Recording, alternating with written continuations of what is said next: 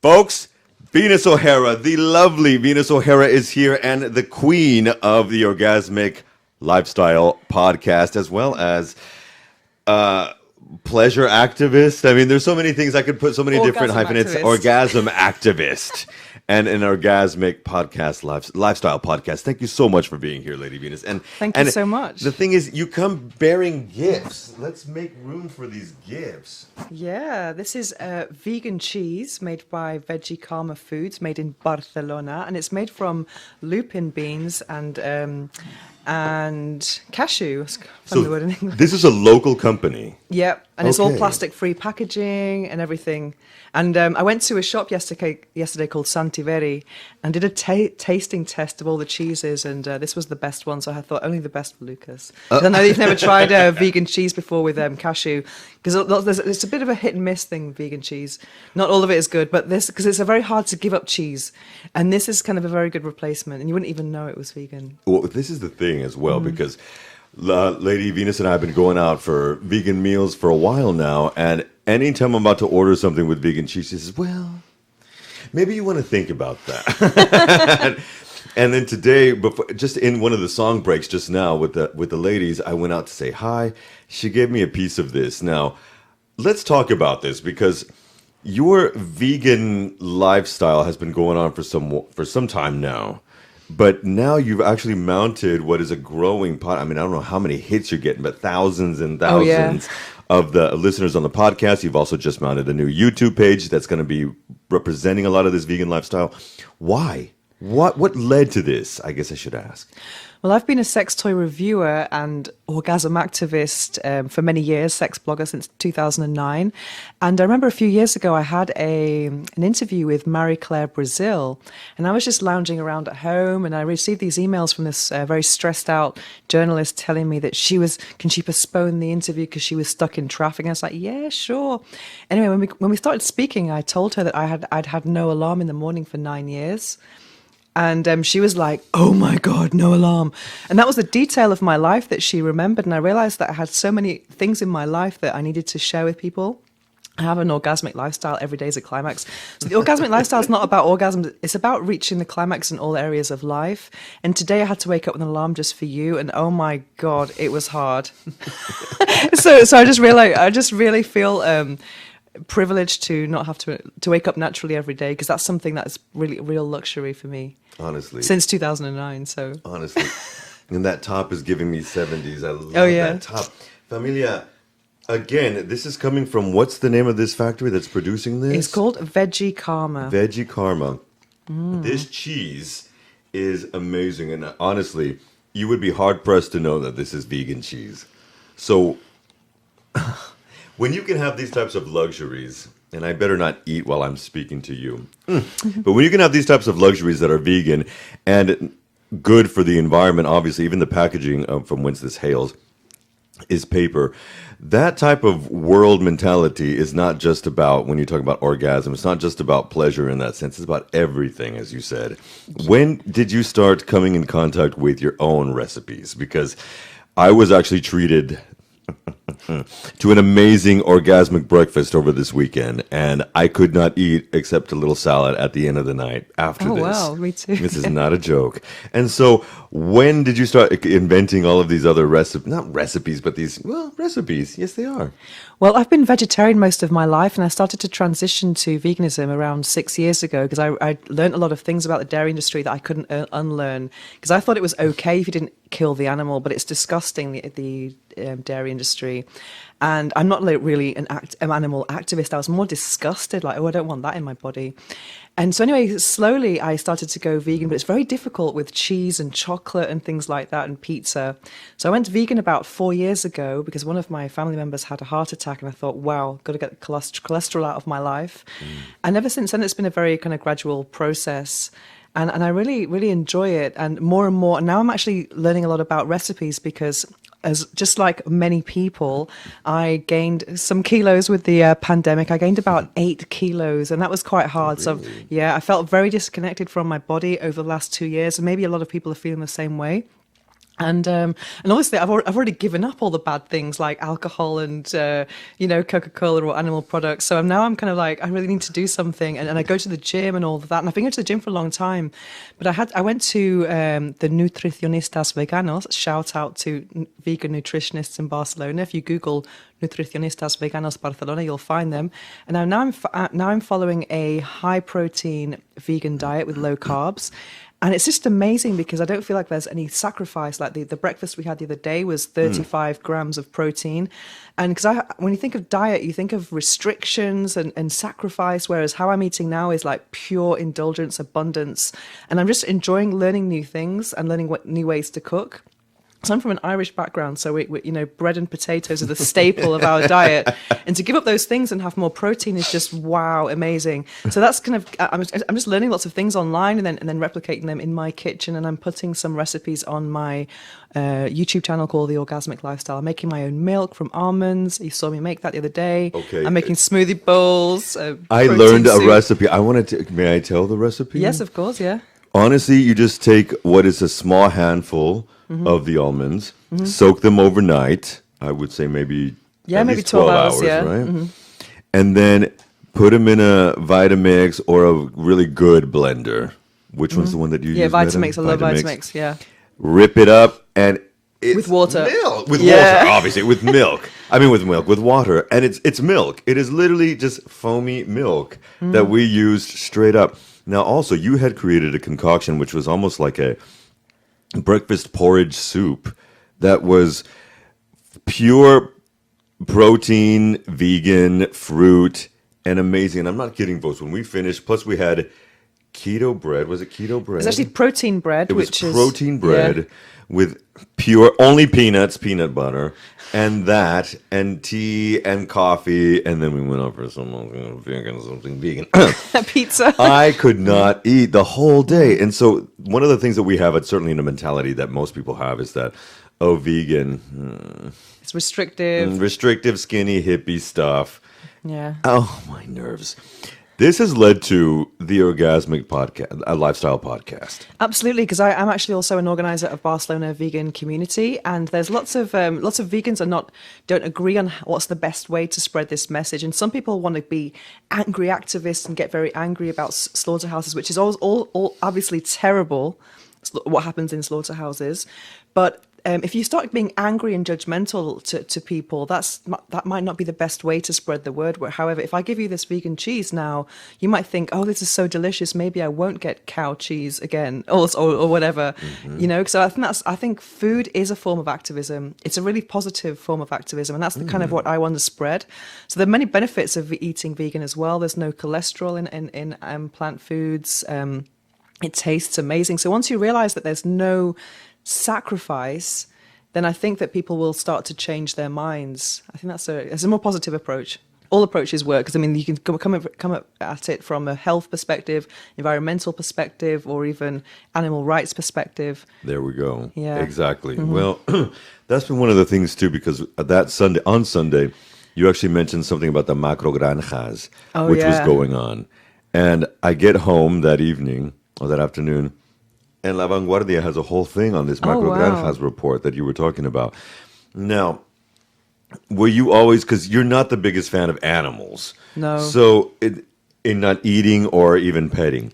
But but you think in a larger sense of the environment. Is it true, and I'm just wondering if you might know this or not, is it true that so much of outside greenhouse gas effects that affects the ozone layer is because of large cattle that...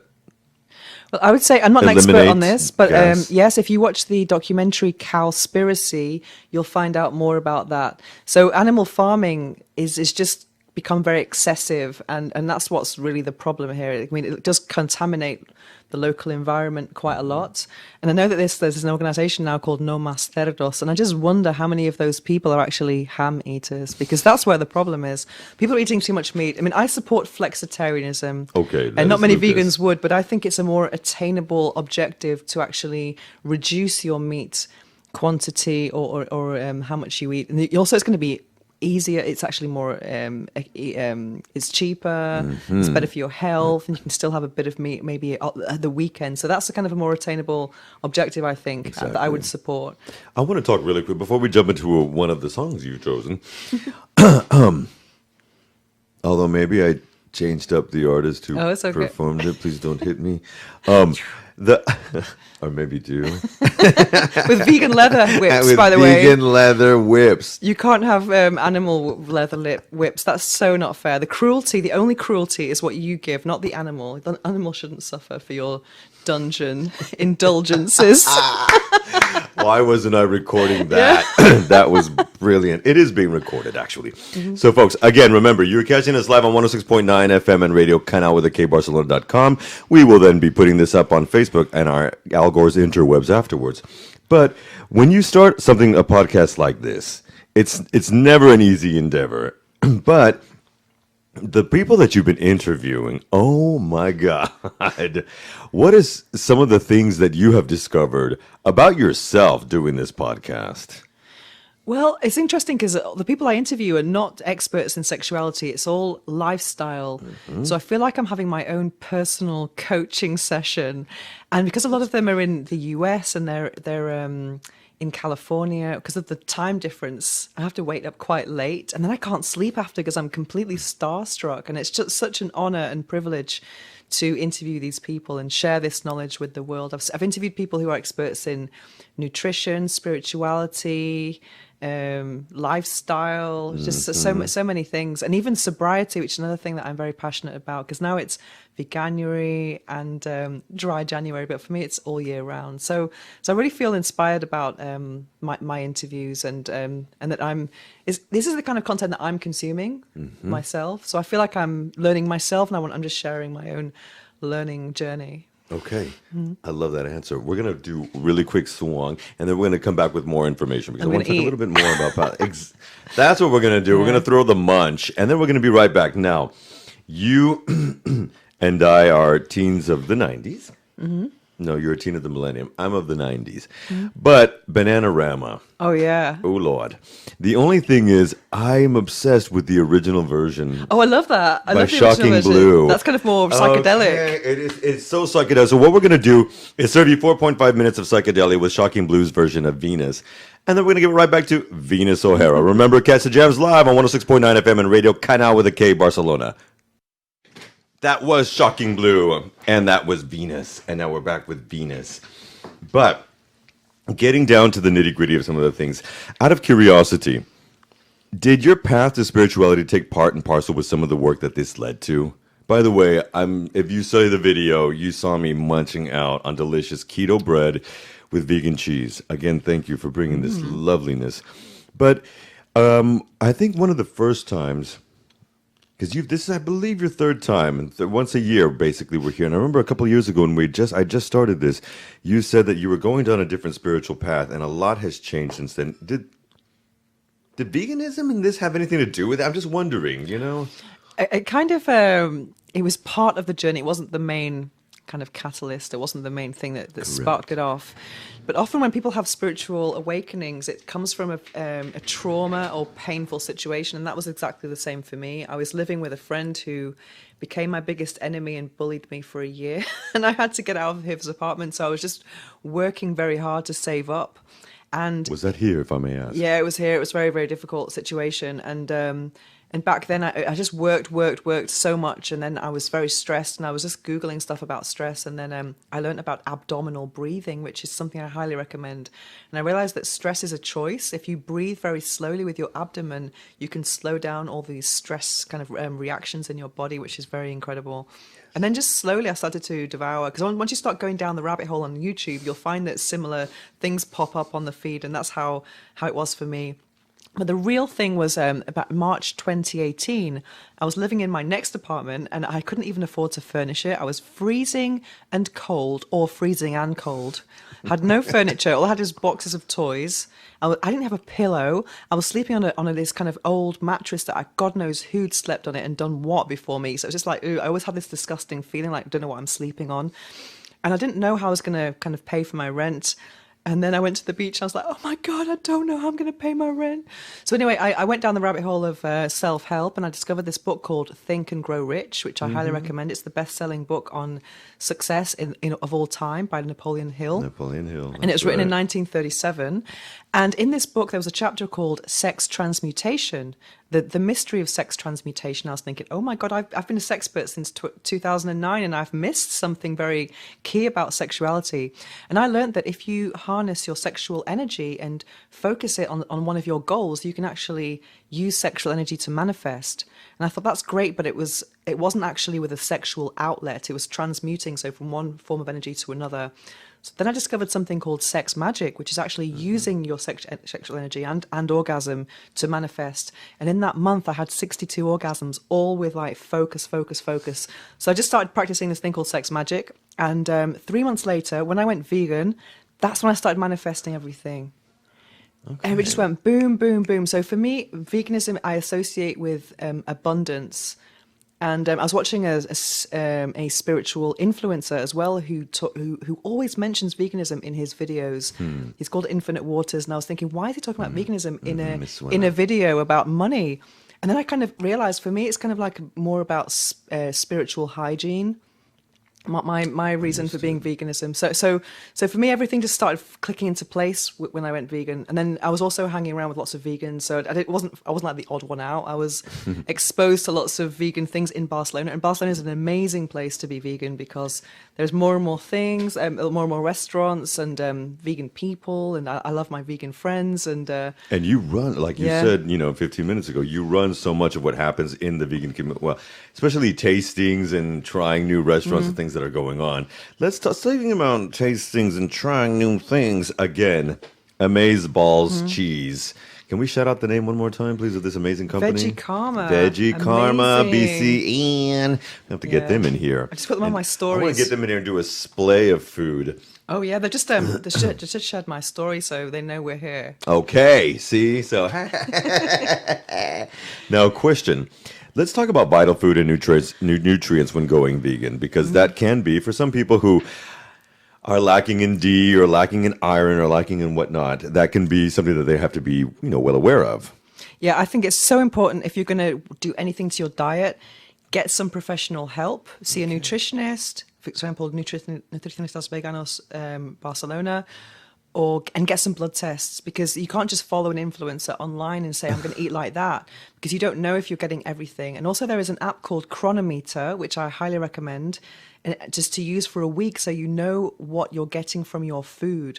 I think it's a very, very insightful tool to use, because then if you know, for example, by lunchtime, if you haven't got enough vitamin E or vitamin whatever, then you can Google sources of whatever and then make sure your dinner contains those things so you can get a full spectrum of nutrition every day. But it's very important to have vitamin B12 supplements and vitamin D. Everyone needs vitamin D. Especially these days. Yes. Mm-hmm. And what I love about my chronometer is that I always have alcohol 0, cholesterol 0. So I hate to think if I was eating meat, what those levels would be, and also the saturated fats and all of that. So I think you have to be very, very careful. Whatever diet you're on is to blood tests and get some professional help. That's what I think. And, okay, that's done. That's amazing that you actually did that and had the foresight to do that, because I would not have thought that. So when you're going when you're going vegan for somebody, because like this, I hope that Lady Venus will be joining us at the Footprints event on Sunday. But there are some people that would like to speak to you definitely there about the transition from going veg or flexitarian into veganism. How? One thing that I would like to say that I didn't know until not too long ago was that there is actually more protein and vitamins and minerals and whatnot in quinoa and sweet potato meal than steak and potatoes. Why do we have this idea that you can only get the protein you need from meat? Well, that's one of the key questions, or the main questions that people ask: where do you get your protein from? But it's also true, from what I've learned, that vegans are not getting that much protein. A lot of vegans and vegetarians can be skinny fat. I know I am, or was, and I'm on a journey to kind of like increase that protein a lot now. I'm having 2 to 3 sources of protein per meal, but I wouldn't recommend that to anyone. I'm just on a fat loss journey at the moment. But I think there's protein in everything. And using something like Chronometer, this amazing app for nutrition, then you can see how much protein is in everything. Because it's true that maybe some vegetables have the same amount of protein as meat, but the quantities can be very different. For example, you need to eat less meat to get so and so grams of protein, whereas you have to have a lot more of a vegetable. But also, you can have I love something called volume eating, which is I interviewed someone called Dr. Joel Furman, and he has a book called Eat to Live. And he talks about volume eating. So, for example, having mega massive salads, not many carbs, but the kind of, the food pyramid, the base should not be grains. It should be really green, leafy greens, and then have a bit of grains, a bit of protein. But it's just really interesting to eat like that. And then you feel that diet, who thinks diets are not restrictive when you eat like that. What about the people that complain that it's too pricey? Well, it depends how much you're spending on alcohol. I mean, for me, I made a speech recently called the self-love bank account. And everyone has a self-destruction bank account and they have no problems paying 10 euros, 12 euros for a cocktail. Then they complain about having good food. I invest a lot of money in my food. I buy from this amazing shop called Fruity, Frooty, on LCS Mark. Shout out to Fruity because they are the best. And it's all organic produce that's locally sourced and in season, which is really important. Then you're getting very nutrient-dense foods. And that's really important because how much is your health worth? I mean, Exactly. it's really, really important. I think we've hopefully learned through this pandemic that our health is worth everything. Don't you think? Oh, absolutely. And, Okay. and I love tasty food as well. I mean, I just really enjoy food. That's probably why I've gained 8 kilos. Foodies, yo. Foodies, exactly. Yeah. Well, what drives you? What inspires you besides healthy food? Well, that's one of my biggest passions. I'm also interested in veganism from in other areas such as cosmetics. I like mono-ingredient cosmetics.